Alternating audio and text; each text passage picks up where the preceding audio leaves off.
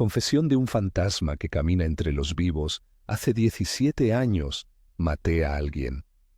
No lo planeé. Ni siquiera sé su nombre. Pero cada noche, antes de dormir, recuerdo el sonido de su cuerpo golpeando el parabrisas como si fuera la banda sonora de mi condena. Era una noche de invierno en mi pueblo natal, un lugar tan pequeño que las calles se vuelven desiertos a las 9 de la noche. Tenía 17 años, el estómago lleno de cerveza barata y la cabeza hinchada de esa invencibilidad adolescente. Tomé el auto de mi hermano sin permiso, conduciendo por la carretera principal como si fuera una pista de carreras. La niebla era espesa, pero no me detuve. No vi al hombre cruzar la calle hasta que fue demasiado tarde. El impacto no fue estruendoso, sino un crujido sordo, como si el coche hubiera chocado contra un saco de arena. Me bajé temblando. Estaba boca abajo, inmóvil, su chaqueta rasgada mostrando un parche de lana gris. No me acerqué más. Solo subí al auto y huí, con los neumáticos chirriando contra el asfalto. Durante 3 días viví en un estado de pánico paralizante. Escuchaba sirenas donde no las había. Soñaba con sus ojos abiertos, fijos en la nada. En el colegio fingía normalidad, aunque cada conversación me parecía absurda. ¿Cómo podía la gente hablar de exámenes o fiestas cuando yo había borrado una vida? El 4.º día, leí en el periódico local que un hombre de 42 años había sido atropellado y abandonado. No había testigos. No había pistas. El titular decía: investigan misterioso accidente. Esa palabra, misterioso, me clavó un cuchillo en el pecho. Yo había creado un misterio, una herida sin cura para quien quiera que lo amara. Años después, el peso de ese secreto se convirtió en una segunda piel. Me mudé a otra ciudad, luego a otro país. Trabajé en cafés, en almacenes, en hospitales, como si cada trabajo mediocre fuera una penitencia. Nunca me quedaba en un lugar por más de 2 años. Las relaciones amorosas terminaban cuando mis pesadillas se hacían demasiado ruidosas. Una vez, una novia me preguntó por qué nunca salía. Por la noche, mentí. Prefiero las películas. Pero la verdad es que temía cruzar una calle y ver su rostro reflejado en los faros de un coche. El peor momento fue hace 5 años, cuando mi madre me llamó para decirme que mi hermano estaba enfermo. Volví al pueblo por primera vez desde aquella noche. Mientras caminaba por el centro pasé frente a una tienda de antigüedades. En el escaparate, entre cachivaches polvorientos, había un reloj de bolsillo oxidado. Algo en él me paralizó. Era idéntico al que había visto en la mano del hombre después del accidente, asomando de su chaqueta rasgada. Entré a preguntar por el reloj. La dueña, una mujer mayor con ojos tristes, me dijo que lo había encontrado en la carretera hace años, después de un accidente no resuelto. Me senté en un banco afuera y lloré como un niño. No por él, sino por mí. Por el monstruo que había sido y que, de alguna manera, seguía siendo. Hace 2 años decidí contarle a alguien. Elegí a un desconocido en un bar, un hombre con cara de quien ha vivido batallas silenciosas. Le dije que había atropellado a alguien y huido. No me juzgó.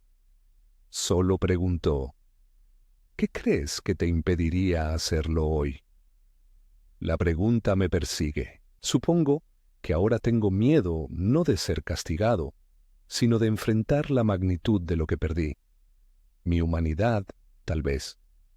Últimamente, conduzco lentamente, incluso en días despejados. Si veo a alguien cruzar la calle, freno antes de tiempo. Una vez, en una intersección, un niño corrió tras su pelota. Me detuve y le hice señas para que pasara. Su madre me sonrió. Él me saludó con la mano. Ese gesto me hizo llorar en el coche después. pero también me recordó que hay pequeñas redenciones en cada decisión que evita un error. No escribo esto buscando perdón. No merezco ninguno. Solo quiero que alguien, en algún lugar, lea esto y entienda que los secretos más oscuros no nos definen si elegimos cargarlos con honestidad. Si alguien más ha hecho algo imperdonable, espero que encuentre la fuerza para hablar, aunque sea en un rincón oscuro de Internet, porque el silencio no cura. Solo hace que los fantasmas sean más fuertes. Cierro los ojos y aún lo veo. Pero ahora, a veces, también veo al niño que cruzó la calle hace meses.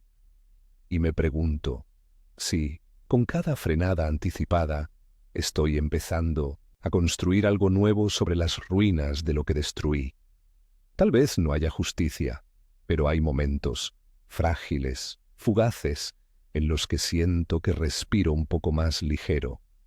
¿Alguna vez han cargado con algo que los hizo sentir menos que humanos? ¿Qué hicieron para seguir adelante?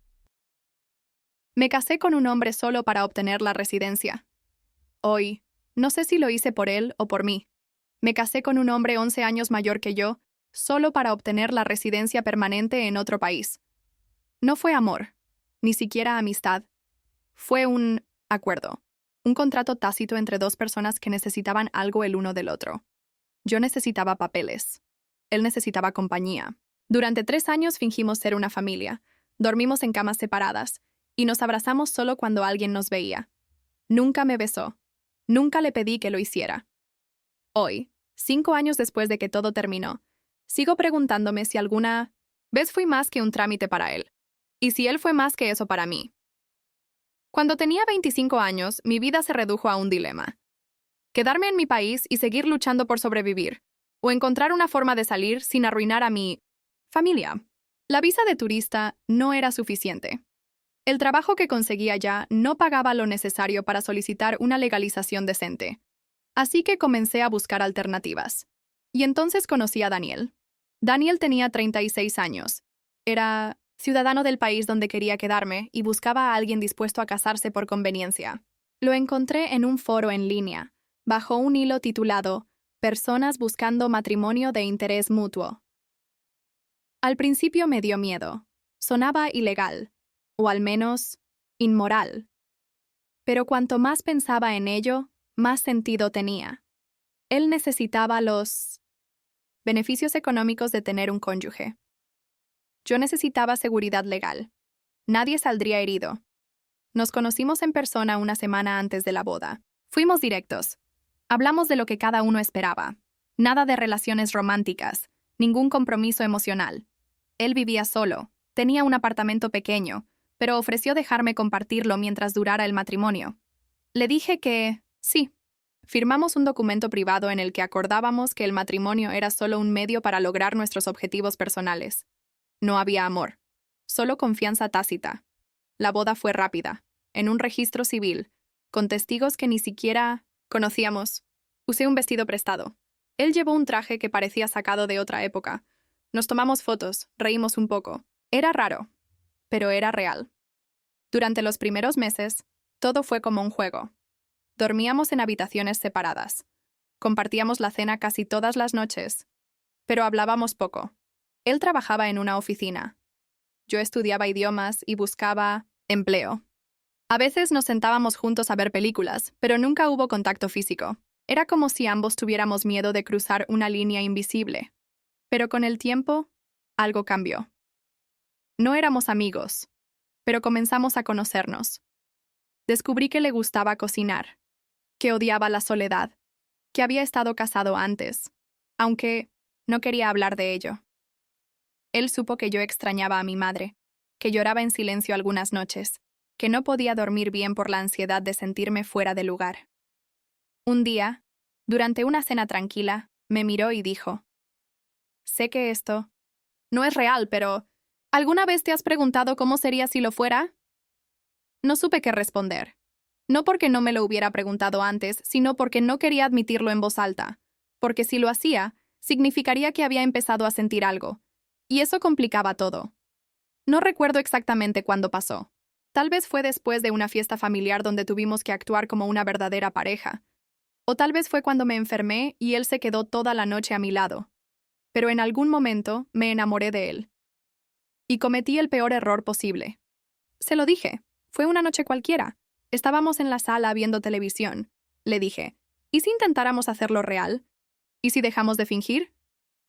Él se quedó callado. Largo rato. Luego respondió, yo no vine aquí a enamorarme. Vine a resolver un problema. No quiero lastimarte, pero no puedo darte eso. Me quedé helada. No por lo que dijo, sino por la forma en que lo dijo, sin enfado, sin mentiras, con honestidad brutal.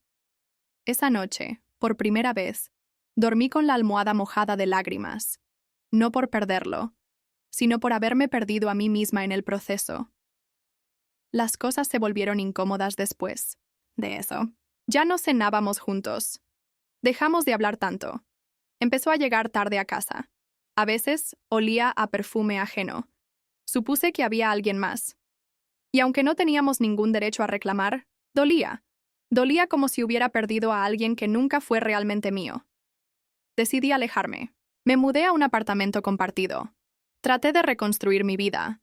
Conseguí un trabajo estable. Mejoré mi idioma. Finalmente obtuve mi residencia permanente. Todo lo que había planeado lo logré. Pero ya no sabía si todavía lo quería celebrar. Un año después, recibí una carta suya, escrita a mano. Decía, nunca planeé enamorarme, pero tampoco planeé extrañarte. Sé que llegué primero, y que no tengo derecho a pedirte nada. Pero si alguna vez decides volver, esta puerta sigue abierta. No para el matrimonio, para algo real, si tú también sientes que hay algo ahí. Lo releí varias veces. Me hizo llorar. Pero no regresé. Porque ya no sabía si lo amaba, o si solo quería demostrarme a mí misma que valía algo para alguien. Hace 2 años asistí a su boda, con otra mujer. Una que no lo necesitaba por papeles. Una que llegó a su vida sin planes ocultos. Los vi juntos. Riendo. Besándose. Felices. Me senté en la última fila. Nadie me vio llorar. Nadie me preguntó por qué estaba allí. Me fui antes del brindis. Antes de que alguien notara que, en algún momento, yo también formé parte de su historia. Hoy tengo 34 años. Tengo mi propia vida. Mi propio trabajo. Mis propios proyectos. Y aunque no soy feliz todos los días, estoy aprendiendo a estar sola. A no necesitar a alguien para sentirme completa. A no usar el amor como moneda de cambio. ¿Alguna vez hiciste algo que creías necesario, pero que terminó costándote más de lo que imaginaste? ¿Alguna vez fingiste ser alguien que no eras para obtener algo que deseabas? Nunca le dije adiós a mi hermana. Hoy, con 35 años, sigo pagando por ese silencio. Mi hermana murió cuando yo tenía 23 años, y nunca le dije adiós. Ella estaba en la cama de un hospital, conectada a máquinas que mantenían su cuerpo con vida mientras su mente se desvanecía lentamente. Yo estaba allí. Estuve allí durante semanas, pero cuando llegó el momento final, cuando los médicos dijeron que no había nada más que hacer, simplemente me quedé parado al lado de su cama, sin decir una palabra. No lloré. No la toqué. Solo miré cómo apagaban las máquinas. Y luego salí de la habitación como si fuera cualquier otro día. Hoy, 12 años después, esa imagen sigue persiguiéndome. Su rostro pálido, sus labios entreabiertos, el sonido del monitor emitiendo un pitido continuo. Y lo peor de todo, el vacío en mi pecho cada vez que recuerdo que ella se fue sin escuchar una última palabra mía. Liliana era 2 años mayor que yo. Crecimos juntos en un pequeño pueblo del interior, donde todos se conocen y donde siempre hay alguien dispuesto a contarte la vida ajena. Éramos muy cercanos. Ella era la responsable, la protectora, la que siempre sabía qué decir. Cuando me sentía perdido, en la adolescencia, éramos inseparables. Ella me defendía en la escuela, me ayudaba con la tarea, me abrazaba cuando lloraba. Era como una madre, pero también como una amiga. Cuando cumplió 31, empezó a tener dolores de cabeza constantes. Al principio pensamos que eran migrañas.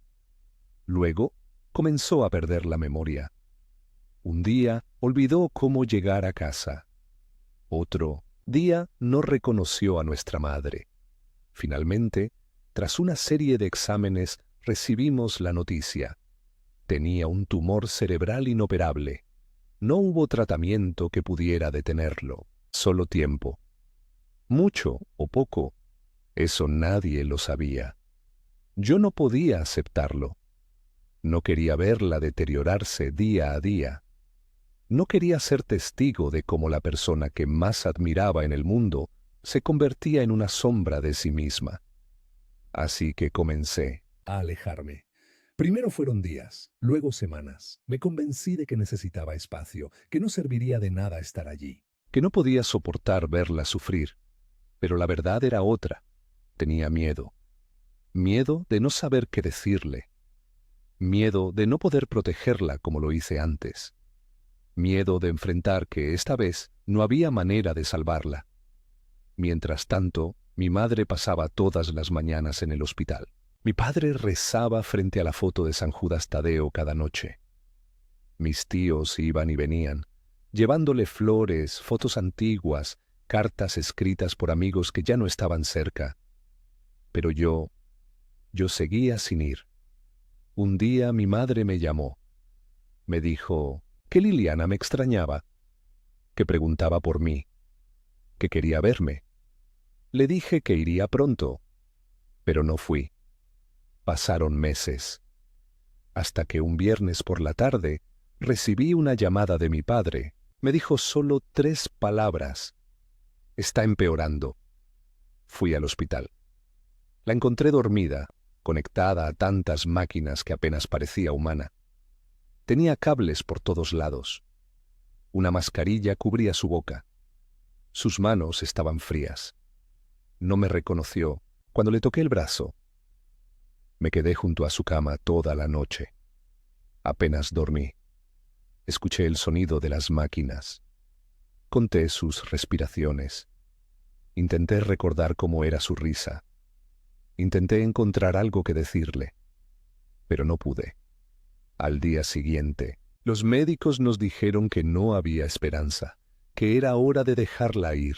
Mi madre lloró. Mi padre se arrodilló junto a la cama y le pidió perdón por no haber podido hacer más. Yo no hice nada. Solo observé cómo desconectaban las máquinas, cómo el pitido constante llenaba la sala, cómo su cuerpo dejaba de moverse para siempre. No dije adiós. Los primeros años después de su muerte fueron un infierno. Dormía mal, tenía pesadillas en las que ella me buscaba, pero yo no podía encontrarla. Soñaba con voces que me llamaban desde lugares oscuros. Algunas veces despertaba gritando su nombre. Intenté hablar con un terapeuta.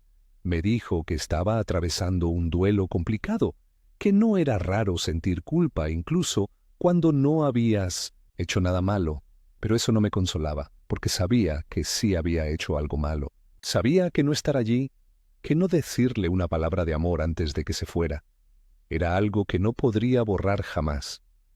Durante mucho tiempo evité hablar de ella. No mencionaba su nombre. No guardaba fotos. No visitaba su tumba. Era como si tratara de borrarla de mi historia, como si negar su existencia pudiera borrar mi culpa. Pero no funcionó. Años después, decidí escribirle una carta. No sé si es algo que hagan otros hijos que pierden a un hermano, pero necesitaba decirle lo que nunca logré decirle en voz alta. Le escribí sobre lo mucho que la extrañaba, sobre cómo me arrepentía de no haber estado allí cuando más me necesitaba, sobre cómo su ausencia me marcó para siempre. La enterré junto a sus cenizas. No sé si lo leyó. No sé si puede escucharme. Pero fue un inicio. También comencé a hablar con otras personas que habían perdido seres queridos. Descubrí que muchos compartían mi mismo dolor. No haber tenido la oportunidad de despedirse. No haber dicho, te quiero, una última vez. no haber sido valientes cuando más importaba. Y aunque nada de eso borra mi culpa, saber que no estoy solo me ayuda a seguir adelante, que no debes esperar a que sea demasiado tarde para decir lo que sientes, que los momentos importantes no llegan con avisos, que tu familia no te necesita solo en los buenos tiempos, sino especialmente en los peores, que el amor no es solo una palabra, es acción, es presencia, es decir, estoy aquí, incluso cuando no tienes fuerzas. Si hoy tienes a alguien que amas enfermo, no esperes.